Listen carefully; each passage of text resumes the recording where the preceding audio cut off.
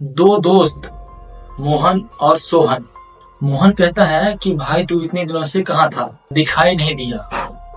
तो सोहन कहता है कि यार मैं थोड़ा घूमने गया था, पास के हिल स्टेशन तक मस्त 4 लाइन रोड बन गई है।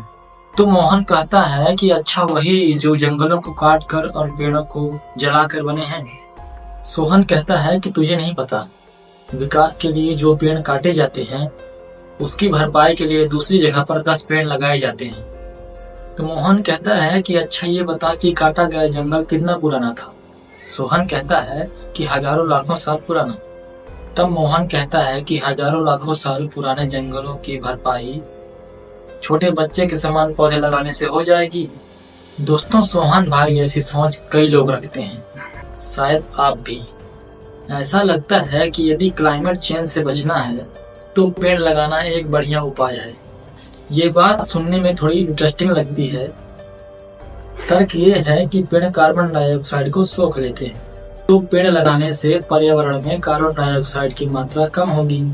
CO2 की मात्रा कम होने से पृथ्वी की औसत तापमान भी कम होती है। और ये बात पूरी तरह से गलत भी नहीं है, नए पेड़ बिल्कुल लगाए जाने चाहिए। लेकिन अब कुछ सवाल हमें पूछने होंगे।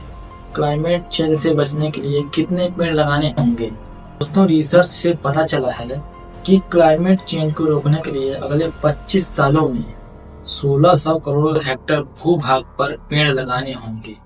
आपको पता है यहाँ कितनी बड़ी जमीन की बात हो रही है? भारत के कुल भूभाग का 5 गुना, या कहिए कि दुनिया में जितनी भूमि पर खेती होती है उससे भी कई हेक्टेयर ज्यादा।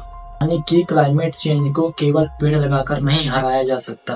ये बात हमें मान लेनी चाहिए, क्योंकि जितनी जमीन हमें चाहिए उतनी जमीन हमारे पास उपलब्ध नहीं है। हम बड़े चालाक हैं, हम सोचते हैं कि जंगल काटने का अपराध भाव शिशु समान छोटे पौधे लगाकर भरा जा सकता है। लेकिन हमें समझना होगा कि एक सैकड़ों साल पुराना विशाल वृक्ष को काटने की भरपाई हम नहीं कर सकते। पेड़ों का साइंस समझिए। जो जंगल पृथ्वी पर हमें विरासत में मिले हुए हैं वो अपने भीतर बहुत सारा कार्बन सोखे हुए हैं। इसलिए जंगलों को वैज्ञानिक कार्बन सिंक भी कहते हैं, क्योंकि जैसे जैसे कोई पेड़ बड़ा होता है वो वातावरण में से कार्बन डाइऑक्साइड सोख लेता है। लेकिन इस प्रक्रिया में सैकड़ों साल लग जाते हैं। क्लाइमेट चेंज से बचने के लिए हमारे पास कितना समय है? तापमान में हो रही बढ़ोतरी को 1.5 डिग्री तक सीमित करने के लिए मात्र 1-2 साल बचे हैं, और हम ये सोच रहे हैं कि हम 1-2 पेड़ लगाकर इस सिचुएशन को कंट्रोल कर सकते हैं। ये असंभव है। सबसे पहली आवश्यकता ये है कि जो जंगल हमारे पास अभी बचे हुए हैं उनकी रक्षा की जाए, उनको प्रोटेक्शन दिए जाए। आज हमारे जंगलों की क्या स्थिति है? पिछले 5 सालों में सबसे ज्यादा पेड़ काटने वालों की लिस्ट में भारत दूसरे नंबर पर है। इस समय हर देश की सबसे पहली प्राथमिकता होनी चाहिए जंगलों का संरक्षण, उनकी सुरक्षा। नहीं तो बाढ़, हीट वेव, सूखा, बिन मौसम बरसात या तटीय शहरों का डूबना, ये सब एक आम बात हो जाएगी।